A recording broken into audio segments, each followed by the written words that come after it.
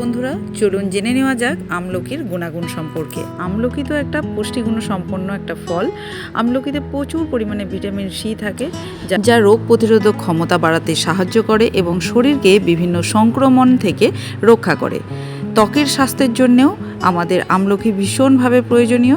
ত্বকের ময়শ্চারাইজ ধরে রাখে, বলিরেখা কমায় এবং ত্বককে উজ্জ্বল করে তোলে, যাতে আমাদের সব সময় ইয়াং লাগে, বার্ধক্যজনিত ছাপ কম পড়তে দেখা যায় যারা রেগুলার এই আমলার জুস খেয়ে থাকে। তার চুলের জন্যও এটি ভীষণভাবে উপকারী। আমলকি চুলের গোড়া মজবুত করে, চুল পড়া কমায় এবং চুলের অকাল পক্কতা রোধ করে এবং হজমে সাহায্য করে। ভীষণভাবে আমলকি হজমে সাহায্য করে। তো আজকে আমি সকালবেলা বানাবো আমলার জুস। তো আমলার জুস বানানোর জন্য কী কী নিয়েছে একবার দেখে নাও। এখানে রয়েছে কাঁচা আমলকি, দুটো আমলকিকে আমি এরকমভাবে ছাড়িয়ে নিয়েছি। এখানে একটু দারচিনি রয়েছে, কিছু গোলমরিচ রয়েছে, এখানে কারি পাতা রয়েছে, আর এখানে রয়েছে আদার টুকরো অল্পই, আর এখানে কাঁচা হলুদ। এগুলোকে একবারে পেস্ট করব, পেস্ট করে জুসটা বার করে নেব। সকাল সকাল খালি পেটে এই জুসটা খাওয়া ভীষণই হেলদি।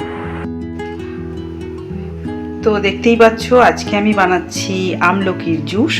সকালবেলা খালি পেটে যদি এই জুসটা রেগুলার খাওয়া যেতে পারে না, তোমার স্কিন আর চুলের জন্য ভীষণ ভালো একটা রেজাল্ট পাবে। কন্টিনিউ 2-3 মাস খেলেই তুমি বুঝতে পারবে যে তোমার স্কিন এবং চুল কতটা হেলদি হয়েছে।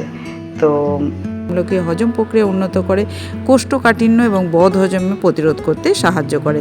এছাড়াও বিভিন্ন রোগ নিয়ন্ত্রণ করে, যেমন হৃদরোগের ঝুঁকি ভীষণভাবে কমিয়ে দেয়, ডায়াবেটিস নিয়ন্ত্রণে রাখতে সাহায্য করে, দৃষ্টিশক্তি বাড়ায়।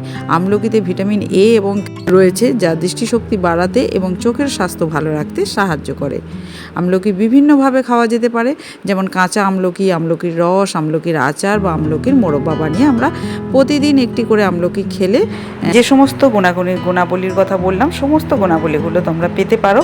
অবশ্যই খাওয়া উচিত এবং আমাদের শরীরের জন্য এবং স্বাস্থ্যের জন্য এবং ওভারঅল চোখ, চুল, ত্বক ভালো রাখার জন্যে আমলকি রোজ খাওয়া ভীষণ দরকার। এই রোগ প্রতিরোধ ক্ষমতা তো বাড়ায়, সেই সাথে সাথে মানসিক চাপও কমায়। কফ, সর্দি কাশি, বমি, অনিদ্রা, ব্যথা বেদনা এই সমস্ত কিছু থেকে উপকার পাওয়া যেতে পারে এই আমলকির জুস থেকে। তো আমি সকালবেলায় আজকে আমলকির জুস বানাচ্ছিলাম, তো ভাবলাম তোমাদের সাথে একটু শেয়ার করি, তাই আজকে আমলকির জুসটা তোমাদের সাথে শেয়ার করছি। তোমরাও যদি পারো তো অবশ্যই একটু খাবার চেষ্টা করো রোজ সকালে খালি পেটে। রোজ যদি কন্টিনিউ না হয়, সপ্তাহে অন্তত 3-4 দিন খেতেই পারো তোমরা। তো আমি এইভাবে সবগুলোকে পেস্ট করে নিয়ে ওটাকে কি করেছি, একটু জল দিয়ে ভালো করে মিক্স করে সেটা একটু ছাঁকনির সাহায্যে ভালো করে ছেঁকে নিচ্ছি, জুসটাকে বার করে নিচ্ছি।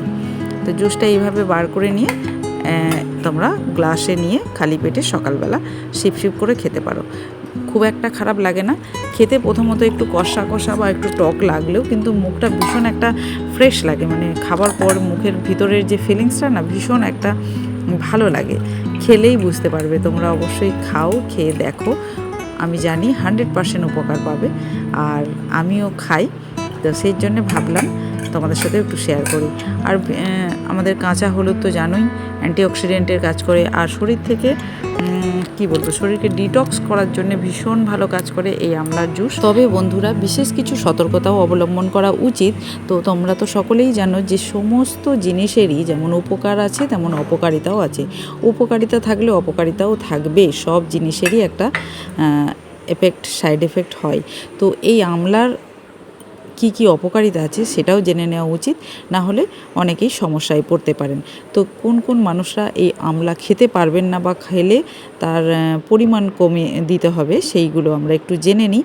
তো যে সমস্ত মানুষরা ডিহাইড্রেশনের সমস্যায় ভুগছেন তারা আমলকি খাবেন না।